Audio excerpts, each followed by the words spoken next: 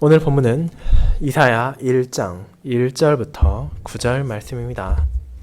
이사야 1장 1절부터 9절까지 기록된 하나님의 말씀을 낭독하도록 하겠습니다.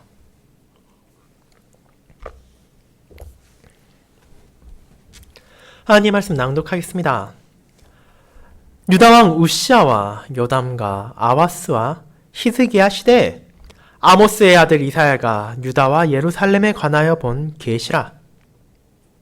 하늘이여 들으라. 땅이여 귀를 기울이라. 여호와께서 말씀하시기를 내가 자식을 양육하였거늘 그들이 나를 거역하였도다. 소가 그 임자를 알고 나귀는 그 주인의 구유를 알건만은 이스라엘은 알지 못하고 나의 백성은 깨닫지 못하는도다 하셨도다. 슬프다. 범죄한 나라요, 허물진 백성이요, 행악의 종자요, 행위가 부패한 자식이로다. 그들이 여호와를 버리며 이스라엘의 거룩한 일을 만홀히 여겨 멀리하고 물러갔도다. 너희가 어찌하여 매를 더 맞으려고 패역을 거듭하느냐? 온 머리는 병들었고 온 마음은 피곤하였으며 발바닥에서 머리까지 성한 곳이 없이 상한 것과 터진 것과 새로 맞은 흔적뿐이거늘 그것을 짜며 싸매며 기름으로 부드럽게 함을 받지 못하였도다. 너희의 땅은 황폐하였고 너희의 성읍들은 불에 탔고 너희의 토지는 너희 목전에서 이방인에게 삼켜졌으며 이방인에게 파괴됨같이 황폐하였고 딸 시온은 포도원의 망대같이 참외밭의 원두막같이 에워싸인 성읍같이 겨우 남았도다. 만군의 여호와께서 우리를 위하여 생존자를 조금 남겨두지 아니하셨다면 우리가 소돔 같고 고모라 같았으리로다. 아멘. 설교 후에는 찬송 8장 1절, 2절, 5절을 함께 부르도록 하겠습니다.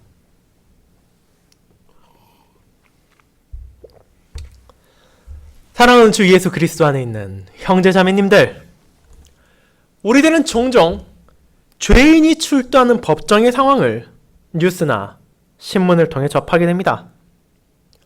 그곳에서 일어나는 일 중 하나는 고소를 한 검사가 범죄를 인정하지 않으려는 죄인을 향해 그가 지은 잘못이 무엇인지를 말하고 죄를 인정하게 하는 것입니다. 그를 위해 때로는 증인들을 부르기도 하고 증거들을 수집하여 범인이 숨겨둔 범죄들을 재판장과 증인들 앞에서 드러냅니다. 그와 같은 과정이 필요한 이유는 무엇입니까? 그런 신문과 죄에 대한 인식 자체가 중요한 필요성을 가지고 있기 때문입니다. 그것을 통해 재판장은 죄인의 죄를 바르게 인식할 수 있습니다. 증인들은 그리고 그곳에 참여하는 사람들은 법정의 사사로운 감정에 따라 흘러가는 것이 아니라 분명한 규칙에 따라 진행되고 있음을 알게 됩니다.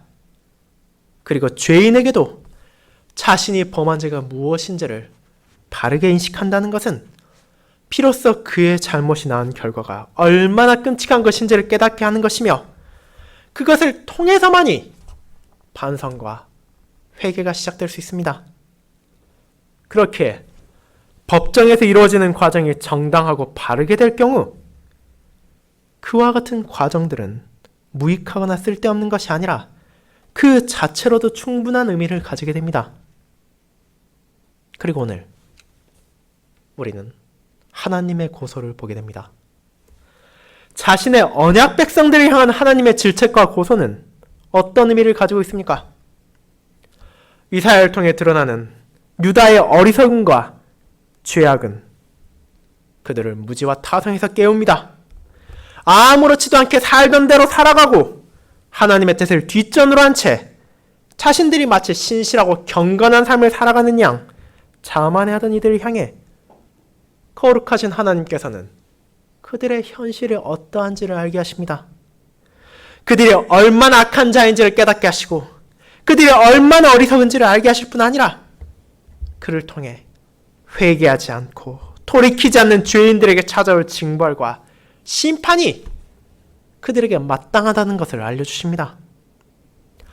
어리석고 부패한 자식들이 아버지의 권징과 권면에도 돌이키지 않았기에 선지자 이사야를 통해 하나님께서는 무지한 백성들에게 그들의 비참을 알게 하시며 그런 죄악에 대한 심판 가운데서 멸망받아 마땅한 이들에게 자비를 베푸사 그들 가운데 생존하는 자들을 남겨두심으로 자신의 교회를 보호하시고 유지하신다는 사실 또한 깨닫게 하십니다.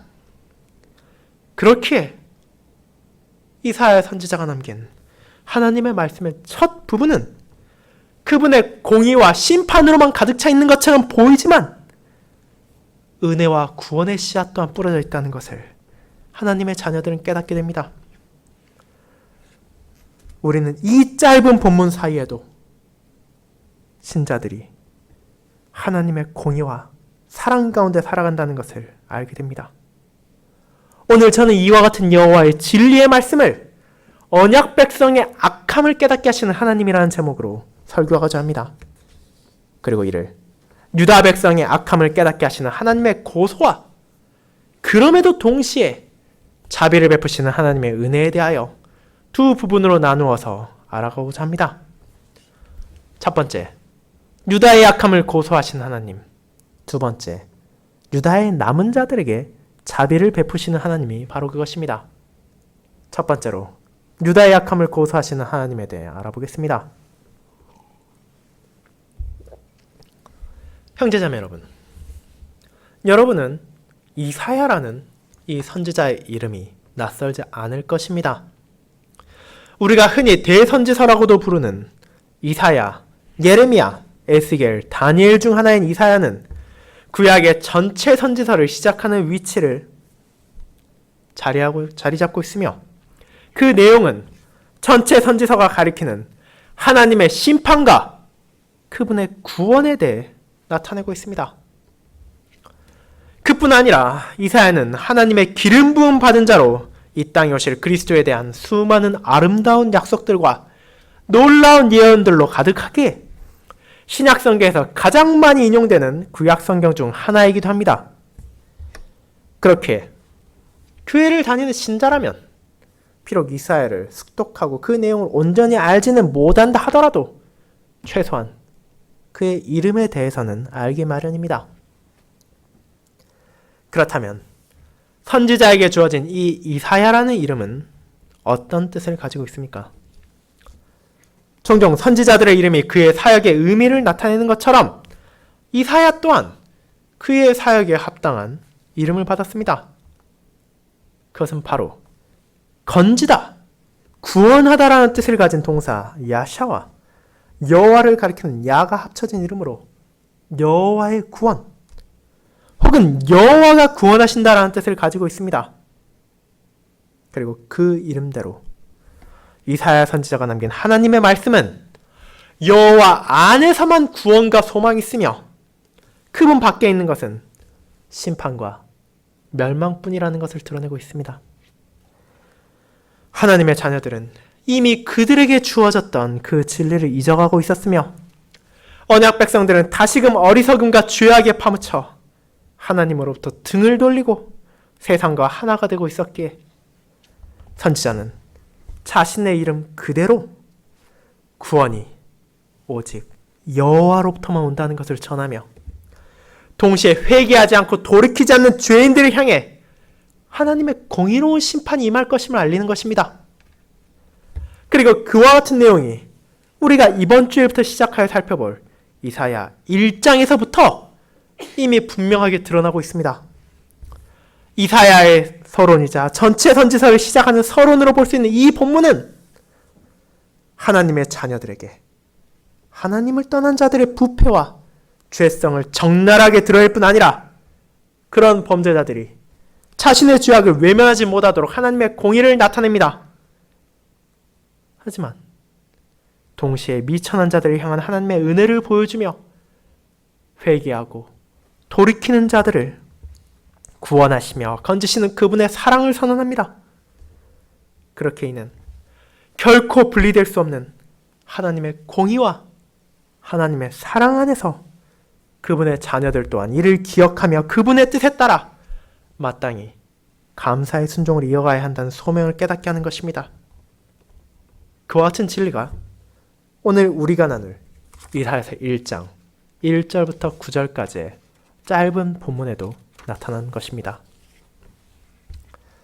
다른 선지서들이 그러하듯이 이사야 역시 자신의 기록의 시작을 본인에 대한 소개와 자신이 기록한 하나님의 말씀이 어떤 것인지를 알려주며 시작합니다. 그는 자신을 아모스의 아들이라고 밝힙니다. 어쩌면 우리는 이 이름을 듣고 우시야 왕의 시대에 이스라엘과 유다의 말 심판과 회복을 선언한 선지자 아모스를 떠올릴 수도 있습니다. 하나님의 선지자로서 유사한 주제를 선포한 아모스와 이사야를 연결짓고자 하는 것은 매력적으로 보일 수 있으나 이사야의 아버지인 아모스와 선지자 아모스는 히브리어로는 서로 다른 철자를 사용하기에 동일 인물은 아닙니다. 드고아의 목자였던 선지자 아모스와 달리 이사야의 아버지인 아모스에 대해 성경은 자세한 정보를 기록하고 있지 않지만 유대인들의 전승에서는 그가 아마샤 왕의 조카로서 왕족 중 한 명이라고 전하고 있습니다. 이후 이사야의 기록을 살펴볼 때 선지자가 왕궁을 자유로이 출입할 수 있었으며 왕에게 조언과 영향력을 끼칠 수 있는 자리에 있었다는 것에서 기인한 것으로 보이나 이에 대한 자세한 기록은 남아있지 않습니다. 그렇다면 그는 어느 시기에 사역했던 선지자였습니까? 이사야는 자신이 사역했던 시기가 우시야와 요담, 아하스와 히스기야의 시대라고 전합니다. 우시야가 기원전 792년에 등극하여 740여 년까지 유다를 다스렸으며 히스기야가 기원전 687년에 죽었으므로 이사야가 선지자로서 공적인 사역을 시작한 때가 우시야 왕이 죽은 해라 하더라도 최소한 50년 이상 자신의 소명에 따라 하나님의 말씀을 전파했을 것입니다. 그리고 그가 이 기록을 남기고 죽임을 당한 시기는 히스기야 왕의 아들 악한 왕 므낫세의 시절로 여겨집니다. 그렇기에 그는 자신의 공적인 사역 기간 동안에도 많은 왕들을 경험했습니다. 그러나 그와 같은 삶은 결코 평탄하거나 쉽지 않았습니다. 히스기야와 같이 하나님의 말씀을 청종하고 백성을 바르게 인도하는 왕보다는 자신들의 약함과 자신들의 죄성에 끌려 마음대로 살아가며 하나님을 거역하는 왕들이 더 많았고 그런 자들을 따라 백성들 또한 이방신들에게 경배하며 세속적인 힘과 권력과 재물을 탐하는 것을 보고 들으며 슬퍼하고 애통해했습니다. 자신과 다른 선지자들이 간곡히 전하는 하나님의 말씀은 귓등으로 흘려들으며 그들의 귀에 달콤한 거짓 선지자들의 말은 그것이 마치 진리인 양 붙잡고 있던 것이 언약 백성인 유다와 이스라엘의 대다수 백성들의 삶이었습니다. 그런 비참한 시대에 살겠던 이사야는 하나님께서 주신 계시에 대해서 기록했습니다.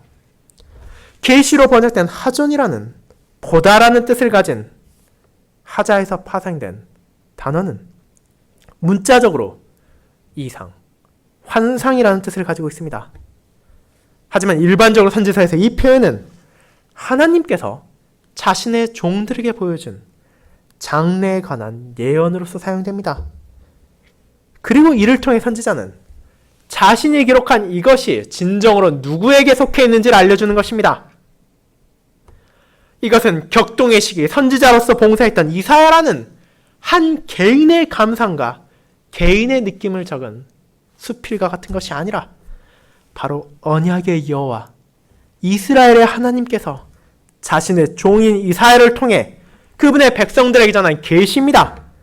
그렇게 이사야는 자신이 하나님으로부터 받은 것을 전달하는 것이지 그의 상상력을 동원하거나 그의 창의력을 발휘해서 유다의 현재와 미래를 예측해서 기록한 것이 아닙니다.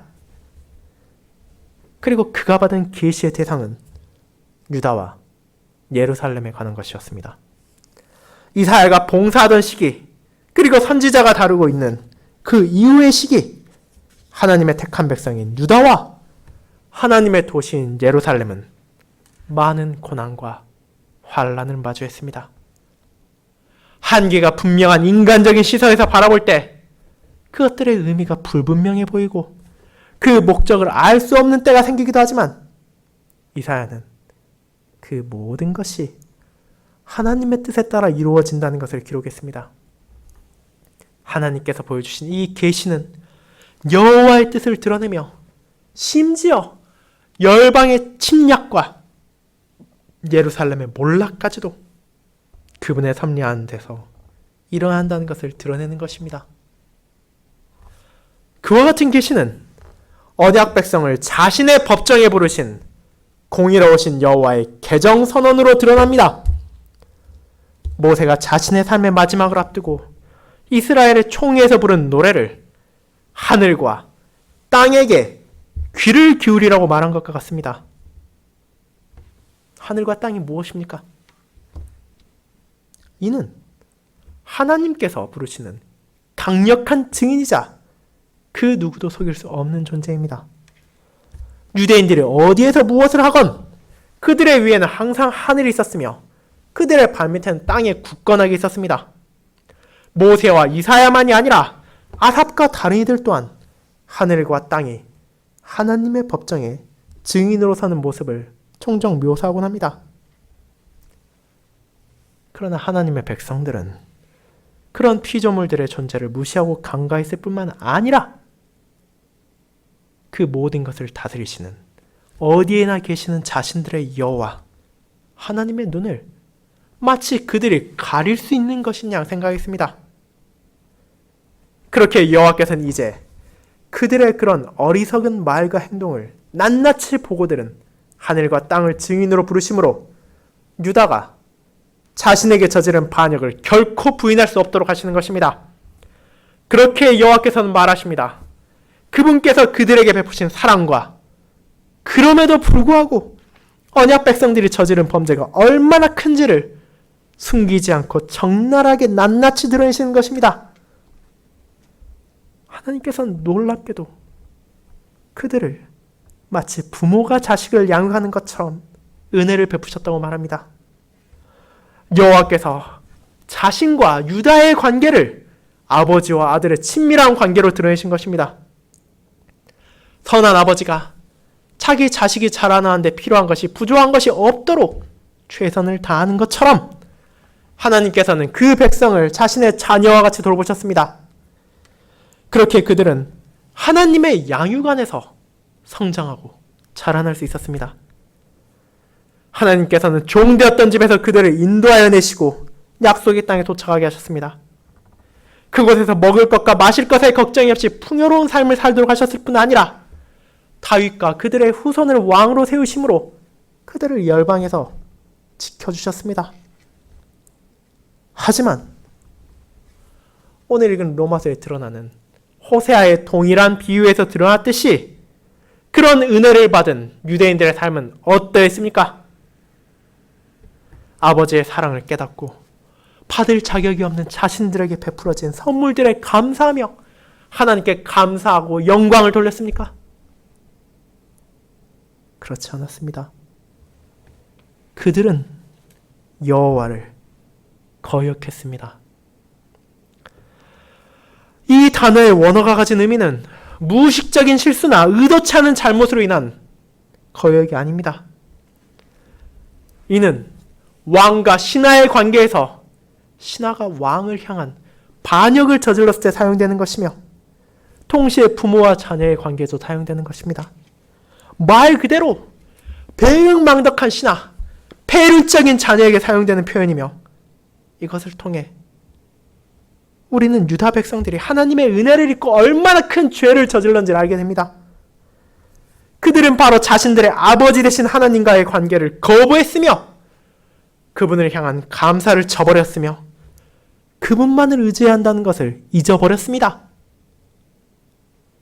여호와만이 구원이심을 잊어버림으로 그들은 세상과 하나가 되어 자신들 나름의 방식대로 살아가고 그 안에서 만족과 행복을 추구한 것입니다.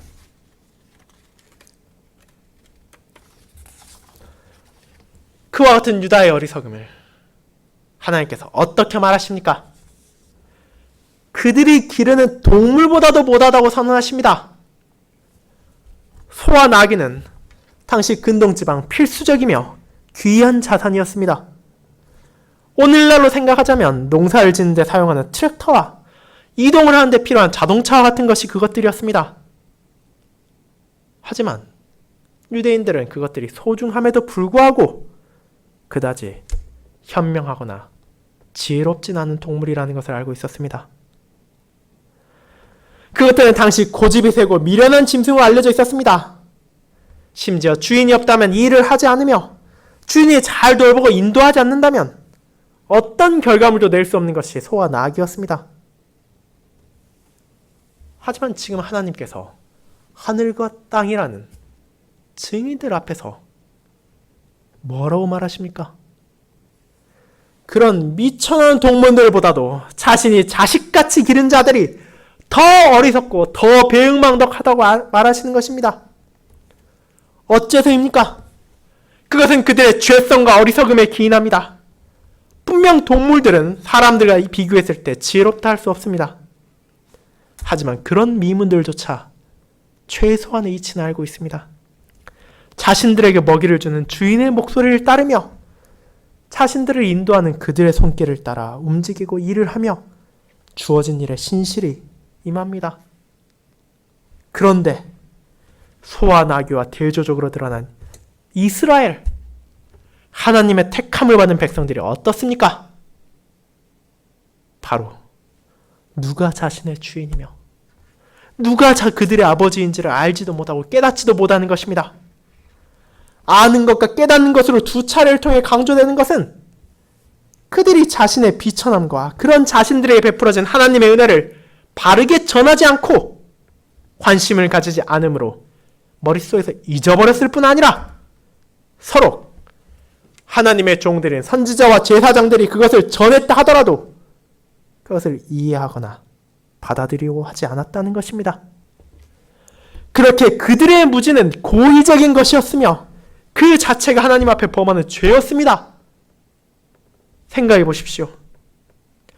말 못하는 소조차도 자신의 임자를 알고 있습니다.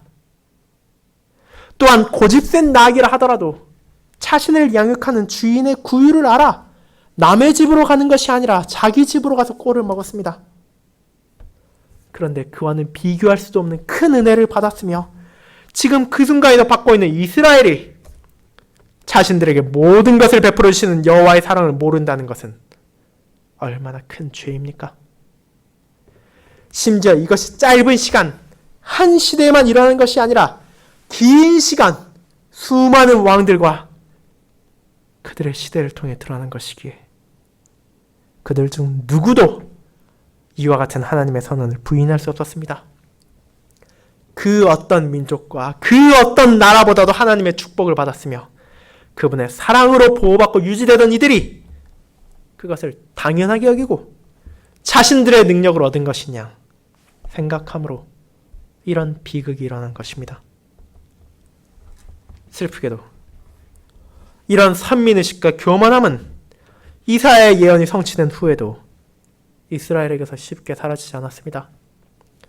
그들은 하나님의 심판을 받고 또 받았음에도 여전히 자신들 안에 있는 우월감과 오만함을 버리지 않았으며 하나님의 은혜에 감사하며 순종하는 것이 아니라 이를 당연하게 여기며 마치 아무것도 하지 않아도 하나님께 그 모든 것을 요구할 수 있을 것인 양 생각했습니다.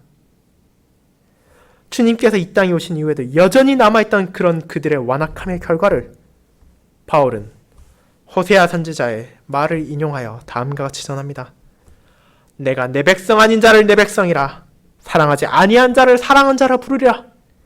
너희는 내 백성이 아니라 한 그곳에서 그들이 살아계신 하나님의 아들이라 일컬음을 받으리라. 로마서 9장 25, 26절입니다.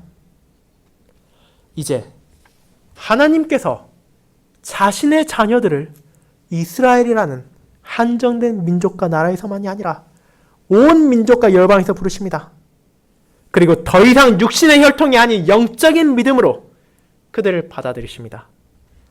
육신으로 아브라함의 자손이 아니라 그리스도의 공로로 인해 주어진 참된 믿음으로 아브라함이 자손이 된 이들을 자신의 자녀로 받아들이시고 그들을 자식과 같이 보호하시며 양육하시는 것입니다.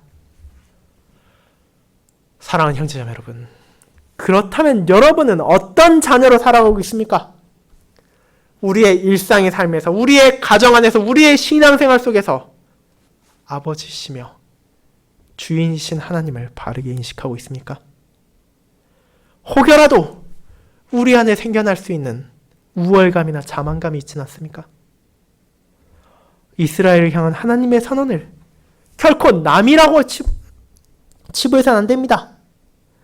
안타깝게도 이와 같이 여호와를 거역하고 반기를 드는 언약 백성의 죄악은 역사 속에서 끊임없이 반복되고 있기 때문입니다. 그것이 우리의 이야기가 아니라고 생각하는 그 순간 우리 역시 이스라엘 시대의 유대인들과 동일한 잘못을 범하기 시작하는 것입니다. 하나님께서 은혜로 베풀으신 것을 우리는 기억해야 합니다. 소와 나귀가 주인을 알고 따르는 것처럼 그분의 구속 역사를 바르게 알고 그것을 전하고 그것을 깨달으시길 바랍니다. 그리함으로 아버지를 거역하는 페루나와 같이 하나님으로부터 등을 돌리는 죄악을 범한 선조들의 발자취를 따르는 것이 아니라 아버지의 자녀로서 받은 은혜에 감사하며 신실하신 아버지께 합당한 경외와 영광을 돌리도록 합시다. 그것이 바로 언약 백성들에게 주어진 소명이자 그분의 크신 은혜를 받은 하나님의 자녀들의 마땅한 삶이기 때문입니다.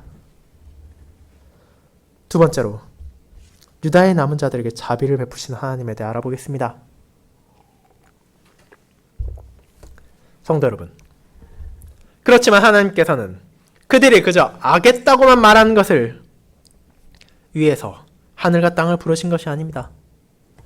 유다의 죄악을 말하시는 하나님께서는 동시에 그들을 돌이키시기 위해 부단히 권면하고 부단히 권징하셨다는 것을 알려주십니다. 비록 그들이 깨닫지 못하고 외면했지만 하나님께서는 자신의 자녀들의 타락과 죄악을 슬퍼하시며 그들이 회개하고 다시 아버지의 길로 돌아오기를 원하셨습니다. 그럼에도 유다는 하나님의 권면을 거부하며 죄와 악에 빠져 살았으며 멸망당한 소돔과 고모라 같은 길을 나아갔음을 우리는 보게 됩니다. 이것이 바로 4절로부터 시작됩니다. 우리가 눈앞에서 폐륜을 저지르는 자식, 주인에게 반역한 종을 바라본다면 어떤 감정이 들겠습니까? 어쩌면 분노와 증오로 가득 차 그 사람을 벌하기를 원할지도 모릅니다. 하지만 여호와께서는 자신의 심정의 참담함을 진노가 아니라 슬픔으로 드러내십니다. 자신이 택하고 자신이 건졌던 자녀가 배은망덕함으로써 하나님을 거역하고 멸망의 길로 나아가기에 그분께서는 슬픔을 표합니다. 하지만 그 슬픔이 그분의 공의를 가리지 않습니다. 비록 여호와께서 유다 백성의 죄악과 타락의 슬픔을 표하시지만 그럼에도 그들의 죄나 죄가 사라지거나 없어진 것이 아니기 때문입니다. 그렇게 선지자는 이스라엘의 악을 다음과 같이 묘사합니다. 범죄한 나라, 허물질 백성, 행악의 종자, 행위가 부패한 자식으로 말입니다. 가장 먼저 나오는 범죄했다는 표현의 원어가 가진 개념은 빗나가다, 잘못된 길로 가다는 것입니다. 즉 이것은 누군가에게 요구된 법과 규칙을 벗어나거나 그것에서 빗나가 잘못된 행동을 하는 자들의 죄를 일컫는 말입니다. 그렇게 범죄한 나라라는 표현은 유다 백성들이 하나님의 거룩한 율법에 순종하지 않았음을 나타냅니다. 그들은 그분의 자녀로 합당한 생활과 삶을 살아가지 않았으며 그렇게 하나님 앞에서 범죄했습니다. 그리고 이와 짝을 이루는 것은 허물진 백성이라는 표현입니다. 이는 죄책을 당해 마땅한 범죄를 나타내며 계속해서 범죄를 쌓아간다는 의미를 가지고 있습니다. 그렇게 이 두 표현이 합쳐져 하나님께서는 그분의 뜻에 따라 살아가지 않으며 그분의 뜻에 따라 살아가지 못했던 언약 백성들의 잘못을 정죄하십니다. 하지만 그것으로 끝이 아닙니다. 그들은 단순히 하나님의 뜻을 따르지 못한 것이 아니라 여호와와 가진 특별한 관계까지도 망각했습니다. 그것이 이어지는 행악의 종자요 부패한 자식이라는 묘사에서 나타납니다. 행악의 종자란 말 그대로 자신들의 악을 뿌리는 자입니다. 농부들이 봄이 되어 곡물의 씨앗을 농가 밭에 뿌리는 것처럼 그들의 죄악을 세상에 뿌려 주변 사람들에게 퍼뜨리는 자를 말하는 것입니다. 그리고 동시에 그들은 부패한 자식입니다. 하나님의 자녀로서 양육된 이들이 이제 그분을 거부하고 떠나 타락하고 썩어 문드러졌습니다. 신실했던 자신의 신앙의 선조들을 잊어버리고 주변의 세상과 주변의 민족들을 따라 살아간 결과 이제 그들은 더 이상 원형을 찾아보기도 힘들 정도로 타락했고 부패한 자식이 되었습니다. 그리함으로 아버지를 슬프게 한다는 사실도 모른 채 그분과의 언약을 잊어버리고 패악을 계속하는 악한 자녀로 살아가고 있었던 것입니다. 그런 이스라엘은 이제 여호와를 어떻게 대합니까? 자신들의 생각에 따라 하나님을 버리고 만홀히 여기고 그분을 멀리하며 마침내 그분에게서 떠나버렸습니다. 유다 백성들은 자신들에게 주어진 하나님의 율법과 그분의 가르침, 그분의 은혜를 버렸으며 그런 행동으로 자연스럽게 그분을 만홀히, 즉 경멸하며 무시했습니다. 이제 그분께서는 자신의 백성들을 선지자들과 제사장들을 통해 부르시지만 그 백성들은 그것을 들은 척도 안 하며 그분에게서 등을 돌리고 멀어져만 가는 것이 그들의 현실이었습니다. 그럼에도 하나님께서는 그런 언약 백성들을 버리지 않으셨습니다. 죄를 지은 자신의 백성들에게 그들의 비참과 잘못을 깨닫게 하기 위하여 그들을 권면하시고 회개의 요청을 전했습니다. 그것이 6절부터 8절까지 이어집니다. 이사야 1장이 전체 선지서의 서론으로 므낫세 왕의 초기 시기에 쓰여졌다면 지금 이사야 1장에서 말하는 이 기록은 히스기야 시대에 유다가 마주했던 멸망의 위기를 말하는 것처럼 보입니다. 강대한 아수르의 군대가 쳐들어와 예루살렘만을 남기고 온 유대를 점령하고 불태웠으며 그곳의 백성들과 자원들을 수탈해 갔습니다. 그 상황에서 하나님의 돌보심과 자비가 베풀어지지 않았다면 그들은 결국 패망했을 것이며 어떤 소망도 남아있지 않았을 것입니다. 하지만 비록 그들이 건짐을 받았으나 그 흉터는 쉽게 사라지지 않았습니다. 그 땅과 백성은 마치 온몸이 두들겨 맞아 고름과 피를 흘리고 있는 환자처럼 신음하고 있었습니다. 심지어 그 상황에서도 여전히 하나님께로 돌이키지 않으므로 약을 바르거나 붕대를 갖는 등의 치료를 받기는커녕 방치되고 있는 것이 그들의 현실이었습니다. 하지만 그 고통과 그 환란이 의미 없이 일어나는 것이 아니라는 것을 하나님은 알게 하십니다. 그것이 일어난 것은 바로 그들의 죄악 때문이었으며 그들의 정신을 차리게 하기 위한 하나님의 권면의 손길이었습니다.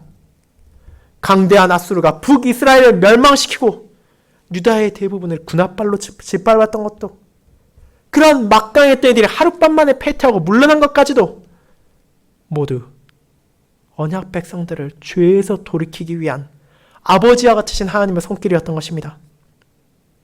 그럼에도 유다 백성들은 여전히 정신을 차리지 않았으며 더욱더 패역을 거듭함으로 죄악 속에 살아가고 있었습니다. 그것이 하나님을 의지하지 않는 인간의 죄성이며 그분을 떠나 자신을 높이고자 하는 교만의 한계였기에 권면조차도 받아들이지 않고 이전의 삶의 방식을 버리지 않고 유지하는 것이었습니다. 그러나 모든 이들이 그러했던 것은 아닙니다. 이와 같은 하나님의 사랑의 손길을 깨닫고 돌이킨 이들이 있었습니다. 하나님께서는 은혜를 베푸사 유다 땅의 소수의 생존자, 참된 믿음을 가지고 하나님의 은혜를 시인하며 그분의 주되심과 아버지 되심을 바르게 고백한 이들을 남겨두셨으며 시온 또한 비참 가운데서 패망하는 것이 아니라 남게 되었습니다. 만군의 여호와, 강하시고 능하신 하나님께서 그들을 돌보시고 자비를 베푸심으로 마침내 유다와 예루살렘이 소돔과 고모라 같이 완벽하게 멸망하여 역사의 뒤안길로 사라지는 것이 아니라 그분의 교회가 그 상황에서도 이어지도록 보존하신 것입니다. 그리고 그와 같은 신앙을 붙잡고 하나님께 피한 자녀들은 그분의 교회 안에서 여전히 유지되고 보호받으며 주님의 날까지 보존될 것입니다. 사랑하는 성도 여러분, 이 진리가 지금도 이어지고 있으며 적용되고 있습니다. 세상에서 수많은 종교와 나라들이 부상하고 가라앉습니다. 많은 제국들이 힘을 얻기도 하고 권력을 잃기도 합니다. 소돔과 고모라처럼 역사의 뒷길로 사라진 나라와 백성들이 너무나 많습니다. 하지만 하나님의 자녀는 그때도 지금도 여전히 이어지고 있습니다. 패역한 세상과 하나님을 거부하는 세상 가운데서 만군의 여호와의 은혜로 보존된 신자들은 그리스도의 날까지 결코 멸망하지 않을 것입니다. 비록 그 수가 많지 않고 바다와의 모래와 같이 많은 사람들 가운데 너무나 적고 힘이 없어 보인다 하더라도 하나님께서 지키신 남은 자들은 그분의 은혜 가운데 아버지의 손길 안에서 평온히 그들이 받은 소명의 신실히 살아갈 수 있습니다. 왜냐하면 자신들을 적대하고 공격하는 세상과 자신들을 유혹하고 흔드는 배교자들 가운데서 하루하루 살아남고 그 싸움을 이겨내며 인내하고 감사할 수 있는 이유는 그들 자신에게 있는 것이 아니기 때문입니다. 그 모든 것이 만군의 여호와의 신실하심과 강하심으로 주어진 것입니다. 자신의 자녀들 세상의 폭풍우와 배교자들의 죄악 속에서도 그분께서 보호하시며 그분께서 보존하신 것을 약속하셨기에 우리는 그 은혜에 감사하며 살아갑니다. 비록 세상이 우리를 보았을 때 연약해 보이며 수가 적어 보인다 할지라도 하나님께서는 그분의 교회를 영원히 지켜나갈 것이기에 환난과 고통 속에서도 그 교회는 분명히 유지될 것입니다. 그렇게 우리는 우리 자신 안에서 끊임없이 생겨난 쓸데없는 걱정과 근심을 내려놓고 그분께서 주신 소명에 집중하도록 합시다. 하나님의 은혜로 그분의 자녀가 된 우리는 이 크신 은혜의 선물에 감사하며 하나님께 영광을 돌리며 그분의 역사하심을 바르게 알고 전해야 합니다. 그와 같은 소명을 행할 수 있게 하시고 그와 같은 소명에 신실히 살아갈 수 있도록 어떤 외적인 환경과 상황에서도 우리를 돌보시는 아버지의 손길을 기억합시다. 그리고 이번 한 주도 이와 같은 아버지를 경외하며 그분께 감사하며 이 하나님의 은혜와 사랑에 영광을 돌립시다. 아멘.